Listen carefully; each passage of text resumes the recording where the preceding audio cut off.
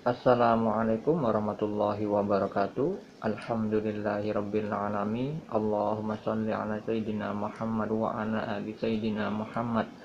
Berjumpa lagi dengan channel kami Ma'rifatullah, channel yang insya Allah banyak berbagi tentang ilmu syariat, tarekat, hakikat, dan ma'rifat.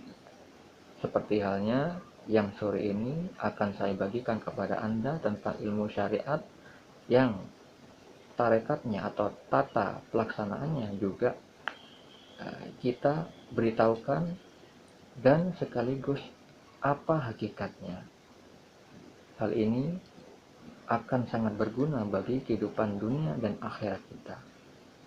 Saudara-saudariku yang dirahmati Allah, kita harus mengetahui tujuan kita diciptakan di dunia ini bukan hanya untuk makan dan minum saja, bukan hanya untuk berkeluarga, rekreasi, mencapai karir, dan lain-lain, melainkan hanya untuk beribadah kepada Allah, yang mana hal itu difirmankan Allah Ta'ala di dalam surat Az-Zariyat ayat 56. Dan aku tidak menciptakan jin dan manusia, melainkan supaya mereka mengabdi kepadaku. Dan ketika kita hidup di dunia, pasti Allah uji kita dengan keburukan dan kebaikan. Sebagaimana firman-Nya di dalam surat Al-Anbiya ayat 35. Setiap yang bernyawa akan merasakan mati. Kami akan menguji kamu dengan keburukan dan kebaikan sebagai cobaan, dan kamu akan dikembalikan hanya kepada kami. Salah satu ujian dari Allah adalah disempitkannya rezeki kita, sebagaimana firman-Nya di dalam surah Al-Baqarah ayat 155. Allah Ta'ala berfirman, dan kami pasti akan menguji kamu dengan sedikit ketakutan, kelaparan, kekurangan harta, jiwa, dan buah-buahan. Dan sampaikanlah kabar gembira kepada orang-orang yang sabar. Sehingga Allah menganjurkan dalam surah Al-Baqarah ayat 156, Allah Ta'ala berfirman, yaitu orang-orang yang apabila ditimpa musibah, mereka berkata, Inna lillahi wa inna ilaihi raji'un. Sesungguhnya kami milik Allah dan kepadanya lah kami kembali. Yang jika kita mengikuti anjuran Allah, maka kita mendapat rahmatnya sesuai firman-Nya dalam surah Al-Baqarah ayat 157. Allah Ta'ala berfirman, mereka itulah yang memperoleh ampunan dan rahmat dari Tuhannya, dan mereka itulah orang-orang yang mendapat petunjuk. Ujian disempitkan rezeki ini terjadi pada pendosa maupun orang yang bertakwa. Tentunya dengan kadar yang berbeda, sesuai tingkatannya.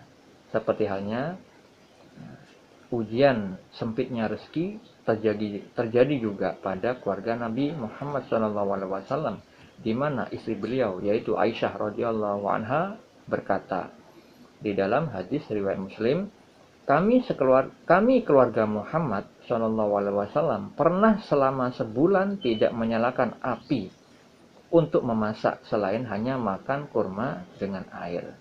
Hal ini sesuai dengan sabdanya pada hadis yang lain, manusia yang paling dahsyat cobaannya adalah para anbiya, kemudian orang-orang serupa, lalu orang-orang yang serupa. Seseorang itu diuji menurut ukuran agamanya. Jika agamanya kuat, maka cobaannya pun dahsyat. Dan jika agamanya lemah, maka ia diuji menurut agamanya. Hadis riwayat Tirmizi dan Ibnu Majah. Jadi Allah Subhanahu wa Ta'ala yang Maha Bijaksana menguji kesempitan rezeki kepada keluarga Nabi selama itu. Karena apa? Beliau memiliki makom atau kedudukan yang tinggi, yang mulia di sisi Allah, sehingga ujiannya berat.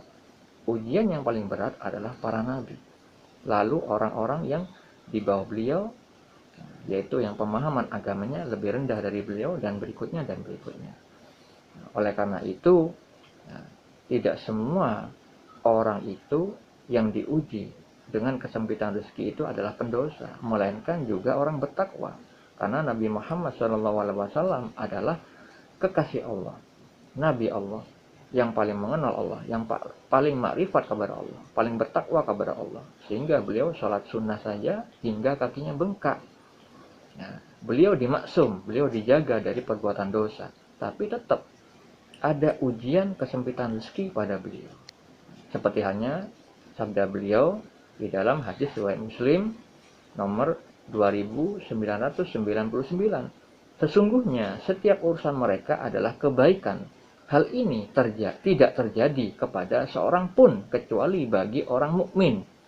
Apabila ia mendapat kebahagiaan, maka ia bersyukur, maka itu baik baginya. Dan apabila ia mendapatkan keburukan, maka ia bersabar dan itu pun baik baginya. Ini hadis ini menjelaskan bahwa kebahagiaan yang disertai rasa syukur dan musibah yang disertai dengan sikap bersabar hanya bisa dilakukan oleh seorang mukmin. Dengan kalimat beliau, hal ini tidak terjadi kepada seorang pun kecuali bagi orang mukmin. Nah, tingkatan mukmin barulah bisa mengamalkan sebagaimana sabda beliau ini. Ketika dapat kebahagiaan, pasti bersyukur kepada Allah, tidak lalai kepada Allah, tidak melakukan dengan kemaksiatan, dengan kebahagiaan yang beliau terima, yang mereka terima. Tetapi ketika diberi musibah, bersabar. Tidak seperti orang awam, ketika diberikan kebahagiaan itu lalai, diberi musibah mengeluh. Sehingga dua keadaan yang berlawanan, baik itu diuji dengan keburukan maupun kebaikan, tetap saja lalai kepada Allah, tetap saja berbuat dosa.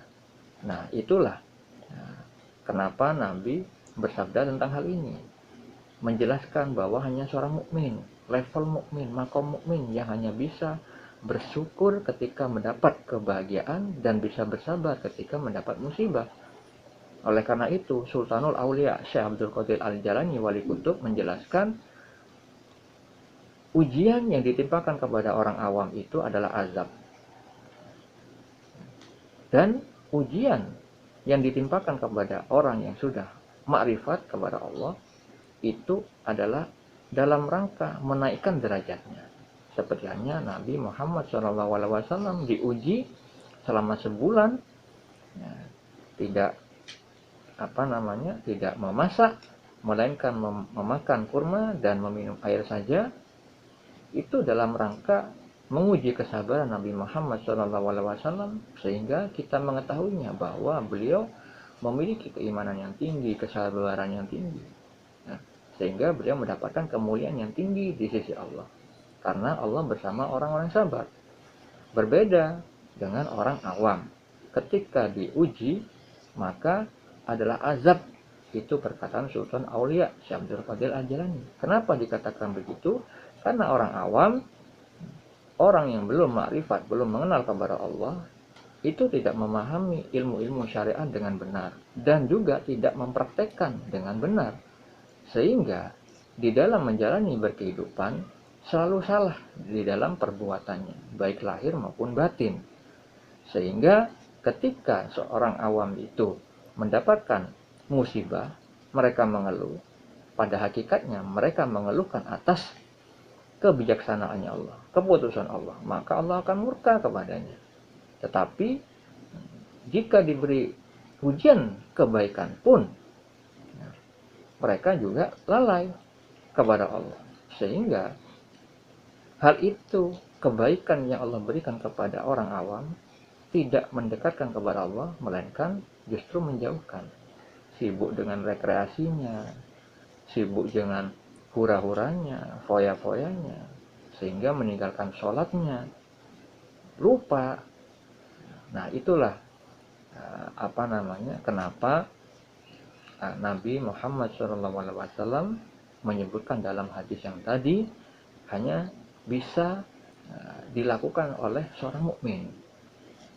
Ketika mendapat kebaikan bersyukur, ketika dapat musibah bersabar. Selain itu tidak bisa. Artinya seorang muslim yang levelnya masih muslim tidak akan bisa melaluinya dengan dua sikap seperti tadi, syukur dan sabar. Syukur ketika diberi kebaikan, dan ketika diberi musibah buruk, maka hanya seorang mukmin yang mampu bersabar. Nah, untuk terkait amalan yang akan saya bagikan itu terkait dengan amalan yang melapangkan rezeki. Kebanyakan orang yang awam itu seringkali berkeluh kesah tentang rezeki. Perlu diketahui saudara-saudariku, terkadang rezeki itu disempitkan oleh Allah Subhanahu wa taala karena perbuatan dosa-dosa kita. Sebagaimana sabda Nabi Muhammad SAW dalam hadis riwayat Ibnu Majah, beliau bersabda, sesungguhnya seorang manusia kerap terhalang rezeki disebabkan dosa yang dilakukannya. Jadi kalau misalkan rezeki kita sempit, kalau kita masuk dalam kategori orang yang seringkali lalai, sering berbuat dosa, maka kita harus mengingat hadis ini, mengimani, mempercayai perkataan Nabi ini. Karena Allah berfirman pun demikian di dalam surah An-Nisa ayat 79. Keburukan apapun yang menimpamu itu dari kesalahan dirimu sendiri. Oleh karena itu, ketika kita mendapatkan keburukan, janganlah dulu mengutamakan menyalahkan orang lain, melainkan diri kita. Kita koreksi diri kita, muhasabah diri,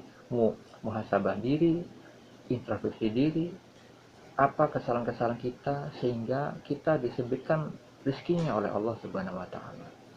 Nah, maka kalau kita sudah menyadarinya, kita menyesalinya, kita segera mengimbangi perbuatan dosa kita itu dengan perbuatan baik. Oleh karena itu, Allah Ta'ala berfirman di dalam surat Hud ayat 114. Sesungguhnya perbuatan-perbuatan yang baik itu menghapuskan dosa, perbuatan-perbuatan yang buruk. Itulah peringatan bagi orang-orang yang ingat. Jadi kalau misalkan kita termasuk orang-orang yang ingat kepada Allah, zikir itu kan artinya ingat. Orang yang selalu ingat kepada Allah, orang yang selalu berzikir kepada Allah, pastilah Allah mengingatkan di dalam hatinya bahwa dirinya mempunyai kesalahan, sehingga dengan kesalahan itu dia bisa introspeksi diri lalu berbuat baik. Paling tidak yang pertama harus dilakukan adalah istighfar, minta ampun kepada Allah atas kesalahan kita. Kita menyesali perbuatan kita dan berjanji untuk semaksimal mungkin tidak berbuat lagi. Seperti itu. Dan makna ayat yang tadi diterangkan juga di dalam hadis Nabi dari Abu Hurairah radhiyallahu anhu, dari Rasulullah SAW, beliau bersabda, seorang hamba apabila melakukan suatu kesalahan, maka dititikkan dalam hatinya sebuah titik hitam. Apabila ia meninggalkannya dan meminta ampun serta bertaubat, hatinya dibersihkan. Apabila ia kembali berbuat maksiat, maka ditambahkan titik hitam tersebut hingga menutupi hatinya. Itulah yang diistilahkan ar-ron, yang Allah sebutkan dalam firman-Nya, yang artinya sekali-kali tidak demikian. Sebenarnya apa yang selalu mereka usahakan itu menutupi hati mereka. Hadis riwayat Tirmizi. Hadis tersebut tadi adalah terkait dengan firman Allah di dalam surat Al-Mutaffifin ayat 14, di mana Allah Subhanahu wa taala berfirman, sekali-kali tidak demikian. Sebenarnya apa yang selalu mereka usahakan itu menutupi hati mereka. Jadi kalau misalkan kita seringkali berbuat dosa, tidak segera berbuat baik untuk menghapus dosa-dosa itu, maka dosa-dosa yang kita lakukan itu akan menimbulkan titik-titik hitam di hati kita, menutupi hati kita, menutupi kolbu kita. Kalau hati kita tertutup, terhijab, terhalang kepada Allah, maka kita akan susah mendapat hidayah dari Allah. Susah memahami petunjuk, susah mengingat Allah, malas beribadah, susah memahami tanda-tanda peringatan dari Allah, sehingga kita seringkali berbuat salah tapi tidak merasa salah. Hal ini disabdakan oleh Nabi Muhammad SAW di dalam hadis riwayat Bukhari dan Muslim. Ingatlah, dalam tubuh manusia itu ada segumpal daging. Kalau segumpal daging itu baik, maka akan baiklah seluruh tubuhnya. Tetapi bila rusak, niscaya akan rusak pula seluruh tubuhnya. Segumpal daging itu bernama kolbu. Maknanya, jika hati kita rusak dalam makna yang tersirat adalah hati yang terhalang karena titik-titik hitam yang menutupi akibat dampak dari perbuatan dosa yang kita lakukan. Sehingga dengan keadaan hati yang rusak, hati yang tertutup, maka pasti, kata Nabi, niscaya akan rusak pula seluruh tubuhnya. Maknanya, amal lahiriah yang kita lakukan pasti mengandung dosa, mengandung cacat. Oleh karena itu, di dalam kitab Risalah Ghossiyah, Allah Ta'ala mengatakan pada Sultanul Aulia Syekh Abdul Qadir Al-Jailani, wahai penolong agung adalah panggilan dari Allah kepada Sultanul Aulia Syekh Abdul Qadir Al-Jailani. Wahai penolong agung, barang siapa terhalang dari perjalananku di dalam batin, maka ia akan diuji dengan perjalanan lahir.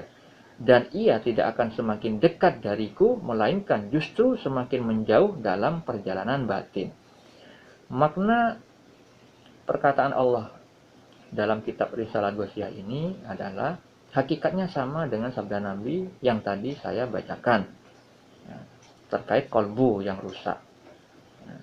Barang siapa terhalang dari perjalananku di dalam batin, itu maknanya barang siapa yang hatinya rusak karena perbuatan dosa-dosanya, belum memiliki musyahadah, belum masuk kepada tingkat penglihatan dengan semata hati, maka ia akan diuji dengan perjalanan lahir. Maka amal lahiriahnya pasti mengandung dosa. Sehingga Allah mengatakan, dan ia tidak akan semakin dekat dariku, melainkan justru semakin menjauh dalam perjalanan batin. Dengan perbuatan lahiriahnya yang selalu berbuat dosa, seperti hanya firman Allah di dalam surah Al-Mutaffifin ayat 14 yang tadi, yang mengatakan, sekali-kali tidak demikian, sebenarnya apa yang selalu mereka usahakan itu menutupi hati mereka. Kalau misalkan seorang itu tidak sadar akan kesalahannya, selalu berbuat kesalahan, padahal hal itu tidaklah bisa mendekatkan diri kepada Allah, melainkan semakin jauh dari dalam mencapai perjalanan batin, dalam mencapai musyahadah, semakin jauh dari mendapatkan musyahadah dari Allah. Orang yang tertutup mata hatinya seolah-olah berbuat baik, padahal menurut Allah Subhanahu wa Ta'ala yang Maha Mengetahui itu adalah salah. Banyak sekali orang yang hafal secara bahasa Arabnya, bisa memahami kitab gundul, itu tidak semuanya mampu mencapai makom hakikat. Karena ini tadi, keadaan kolbu yang rusak. Banyak sekali saya lihat di YouTube itu, orang yang membaca ayat Al-Quran fasih, hafal hadis Nabi, tapi tidak memahami ilmu hakikat, sehingga mudah menyalahkan orang-orang lain yang bersyariat dengan benar. Yang mana hal itu hanya bisa dilihat oleh mata hati yang sudah terbuka, orang yang sudah musyahadah. Nah, kalau misalkan kita termasuk orang-orang yang sering berbuat salah, seperti halnya yang tadi dikatakan oleh Nabi kita, dalam keadaan kolbu yang rusak, kita harus segera berupaya beramal soleh, sekecil apapun itu. Baik itu amal soleh secara lahir, apalagi batin. Jangan sampai kita menganggap remeh. Karena kemampuan untuk beramal soleh itu adalah pada hakikatnya Allah yang memampukan kita. Itulah makna dari la haula wala quwata illa billah. Kita tidak boleh meremehkan amalan baik sekecil apapun.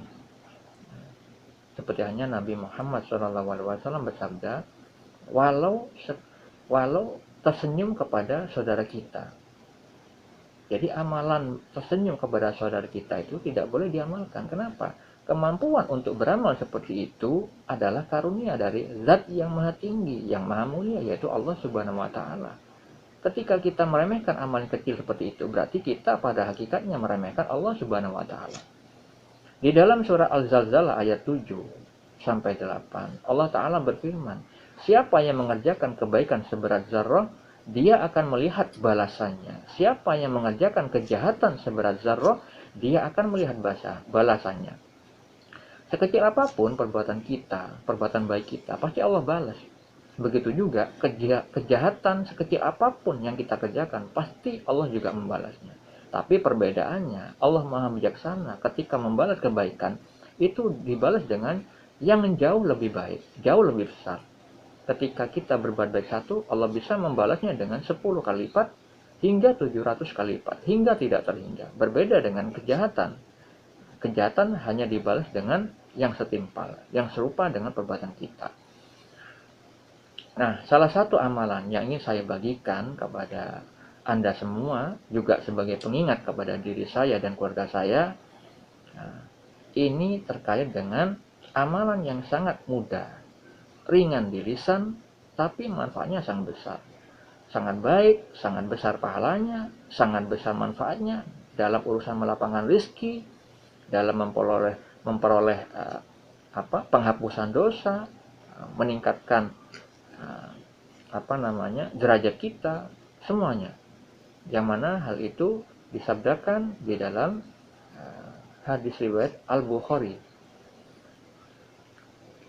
Diriwayatkan dalam Sahih Al-Bukhari bahwa suatu ketika datang seorang lelaki mengeluhkan keadaannya kepada Rasulullah SAW. Ia berkata, "Dunia ini telah berpaling dariku, dan yang telah kuperoleh dari tanganku sangatlah sedikit." Rasulullah bertanya kepadanya, "Apakah engkau tidak pernah membaca doanya para malaikat dan tasbihnya seluruh makhluk yang dengan itu mereka mendapat limpahan rezeki?" Lelaki itu bertanya, "Doa apakah itu, wahai Rasulullah?" Rasulullah SAW menjawab, "Subhanallah wa bihamdi, subhanallahil azim." Dan beristighfarlah kepada Allah sebanyak 100 kali di antara waktu terbitnya fajar hingga menjelang waktu sholatmu. Dengan itu dunia akan tunduk dan merangkak mendatangimu. Allah menciptakan dari setiap kalimat tersebut malaikat yang selalu bertasbih kepada Allah hingga hari kiamat, dan untukmu pahalanya. Jadi kalau misalkan kita mengalami sempit rezeki, maka anjuran Nabi kita, Nabi Muhammad SAW adalah membaca kalimat yang ringan di lisan, tapi berat di timbangan kelak. Yaitu dengan membaca Subhanallah wa bihamdihi, subhanallahil azim, dan beristighfar, minta ampun kepada Allah sebanyak 100 kali di antara waktu terbitnya fajar hingga menjelang waktu sholatmu. Ini maknanya waktunya ini sebelum sholat subuh. Ya. Tapi apakah hanya dibaca saat itu saja? Tentu tidak.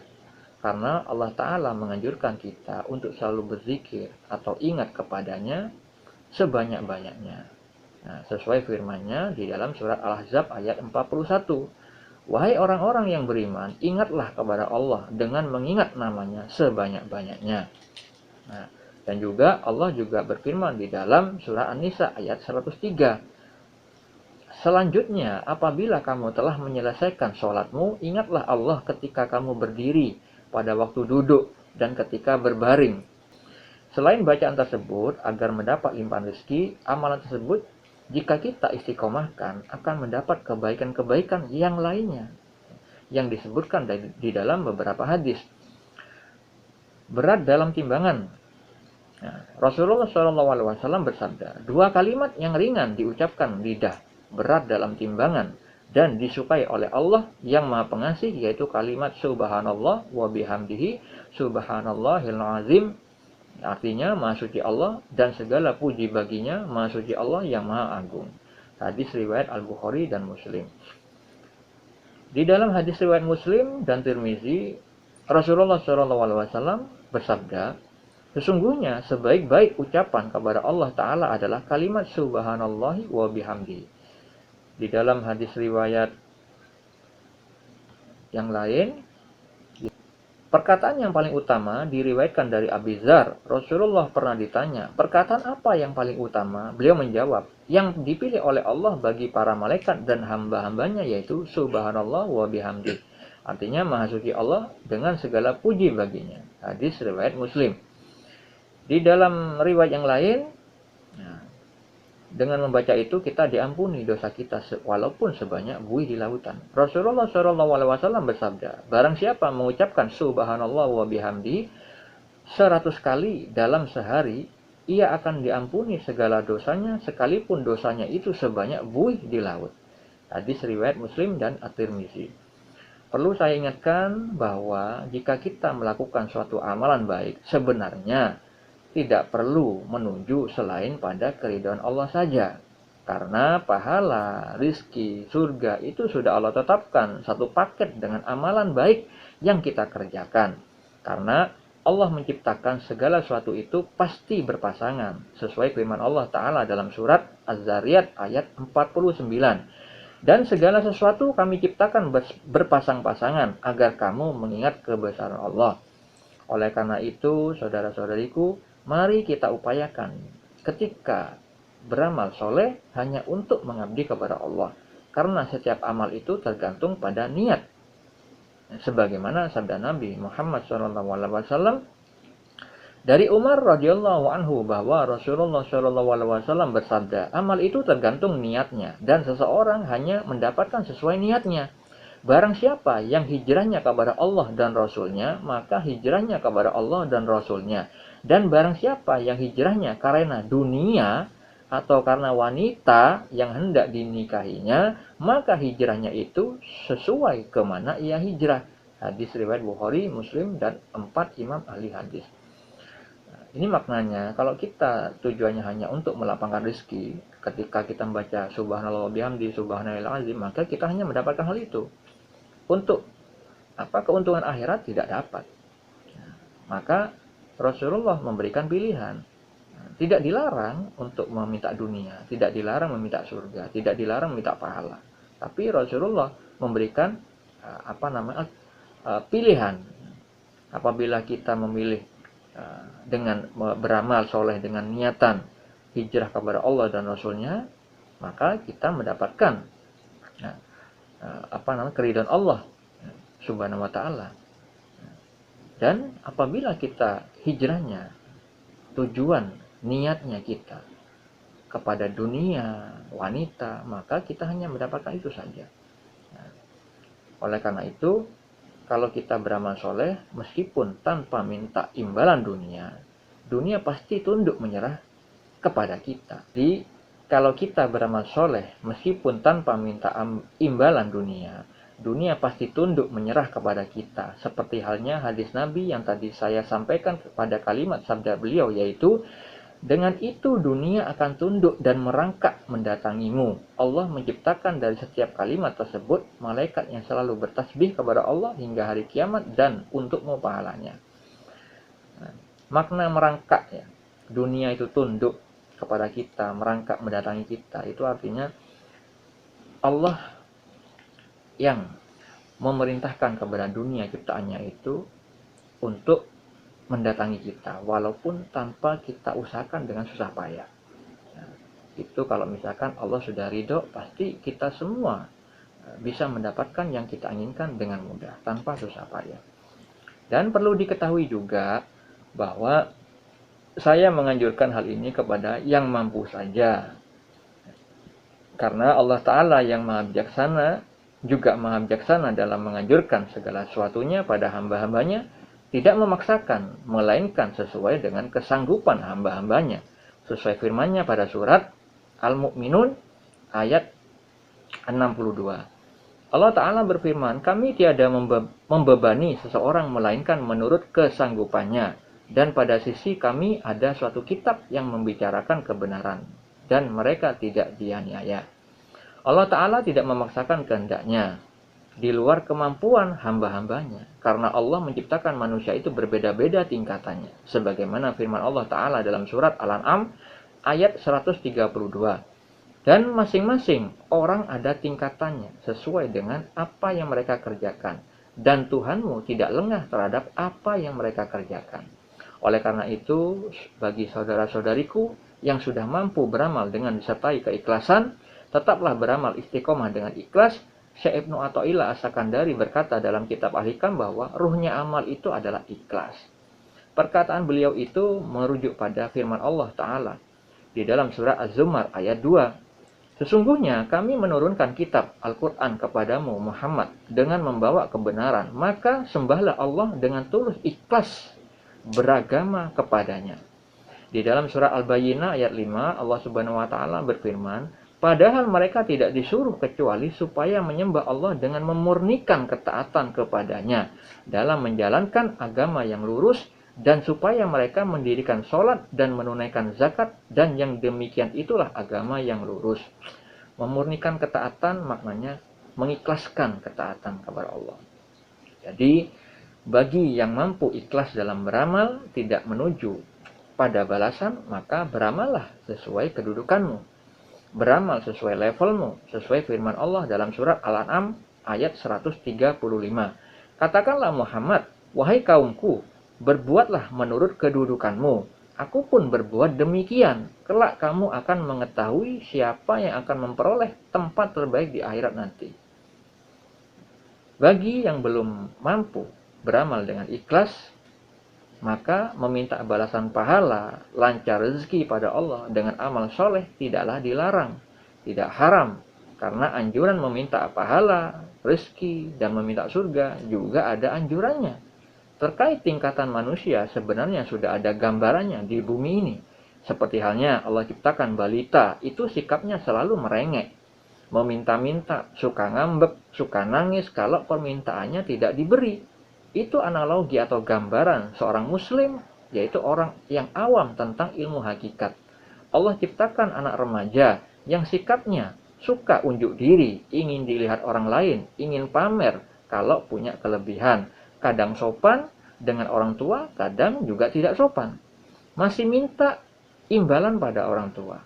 Ada yang tahu diri, ada juga yang tidak tahu diri. Kalau sudah tahu sedikit tentang suatu hal, maka dia sudah merasa lebih tahu tentang suatu hal yang dia tahu itu. Meremehkan orang lain. Ini adalah analogi orang yang pertengahan, yaitu para salik, seorang mukmin yang menuju perjalanan suluk.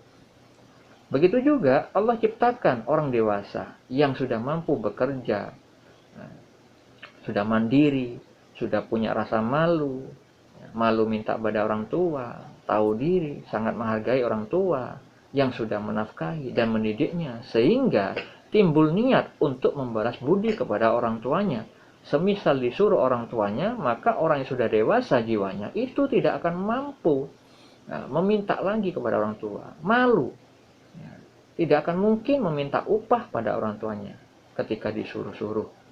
Ketika dimintai tolong orang tuanya, tidak mungkin, tidak malu meminta upah kepada orang tuanya. Berbeda dengan yang masih remaja. Orang yang dewasa jiwanya, itulah analogi atau gambaran dari orang yang sudah ma'rifatullah, orang yang sudah mengenal kepada Allah. Saudara-saudariku, muslimin, muslimat, mukmin, mukminat, dimanapun berada, dengan adanya info amalan baik ini, saya berharap tidak ada lagi korban-korban nyawa karena berbuat syirik kepada Allah dengan meminta bantuan dukun atau simbah yang dipercaya menggandakan uang seperti kasus di banyak tempat. Ya, seperti halnya yang baru-baru ini, kurang lebih 3 minggu yang lalu, berita simbah dari area Jawa Tengah menghabisi 12 orang pasiennya, padahal sudah setor uang belasan juta, puluhan juta, tapi berakhir dengan dibunuh. Maka hati-hatilah saudara-saudariku, jagalah keimanan yang kuat kepada Allah yang Maha Kaya, memintalah kepada Allah Subhanahu wa taala. Jangan meminta dukun, jangan berbuat syirik, karena perbuatan syirik itu adalah dosa besar. Karena telah mempersekutukan Allah, meremehkan Allah. Allah Maha Kaya, Allah yang hanya bisa mengabulkan semua permintaan hamba-hambanya. Dosa syirik ini dosa yang sangat besar. Karena Allah Ta'ala berfirman di dalam surah An-Nisa ayat 48, sesungguhnya Allah tidak akan mengampuni dosa syirik, dan Dia mengampuni segala dosa yang selain dari syirik itu, bagi siapa yang dikehendakinya. Barang siapa yang mempersekutukan Allah, maka sungguh ia telah berbuat dosa yang besar. Allah Ta'ala juga berfirman di dalam surat Al-Maidah ayat 72. Sesungguhnya orang yang berbuat syirik terhadap Allah, maka pasti Allah mengharamkan kepadanya surga, dan tempatnya ialah neraka. Tidaklah ada bagi orang-orang zalim itu seorang penolong pun. Begitu juga Nabi SAW bersabda, barang siapa yang mati tanpa berbuat syirik kepada Allah sedikit pun, ia masuk surga. Barang siapa yang mati dalam keadaan membawa dosa syirik, maka ia masuk neraka. Hadis riwayat Muslim nomor 93. Bagi saudara-saudariku yang terlanjur berbuat syirik dan ingin kembali kepada Allah, maka janganlah berputus asa dari rahmat atau pertolongan Allah. Karena Allah kita, Allah yang maha menerima taubat. Ya, Allah maha pengasih, Allah maha penyayang, maha pengampun, dan maha bijaksana. Allah pasti mengampuni kalau seorang hamba itu benar-benar tidak mau mengulanginya lagi, mau taubatan nasuha, taubat dengan sebenar-benarnya. Karena Allah Ta'ala berfirman di dalam surah Az-Zumar ayat 53. Katakanlah, hai hamba-hambaku yang melampaui batas terhadap diri mereka sendiri, janganlah kamu berputus asa dari rahmat Allah. Sesungguhnya Allah mengampuni dosa-dosa semuanya. Sesungguhnya dialah yang maha pengampun lagi maha penyayang. Saudara-saudariku yang dirahmati Allah, jangan sampai berputus asa menganggap Allah tidak akan mengampuni dosa-dosa kita walaupun dosa itu besar sekali. Janganlah menilai Allah sesuai dengan penilaian kita. Karena Allah itu maha, tidak sama dengan makhluk-makhluknya. Sebagaimana firman-Nya di dalam surah Al-Ikhlas ayat 4. Dan tidak ada sesuatu yang setara dengan Dia. Seperti juga pada firman-Nya dalam surat Asy-Syura ayat 11. Tiada satupun yang sama dengan Allah, dan Allah maha mendengar lagi maha melihat. Karena kalau kita berputus asa dari rahmat Allah, maka kita termasuk golongan orang yang kafir. Sebagaimana ya Allah firmankan dalam surat Yusuf ayat 87, sesungguhnya yang berputus asa dari rahmat Allah hanyalah orang-orang yang kafir. Saudara-saudariku, muslimin muslimat, mukmin mukminat dimanapun berada, semoga amalan yang disampaikan ini bisa diamalkan dengan istiqomah. Yang ingin melancarkan rezekinya boleh, yang tidak mau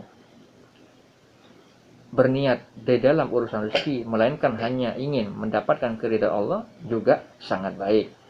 Sama-sama baik. Yang tidak baik adalah orang yang meremehkan orang lain, orang yang tidak mau mengamalkan, orang yang tidak mau beriman kepada anjuran Allah dan Nabi-Nya, orang yang malah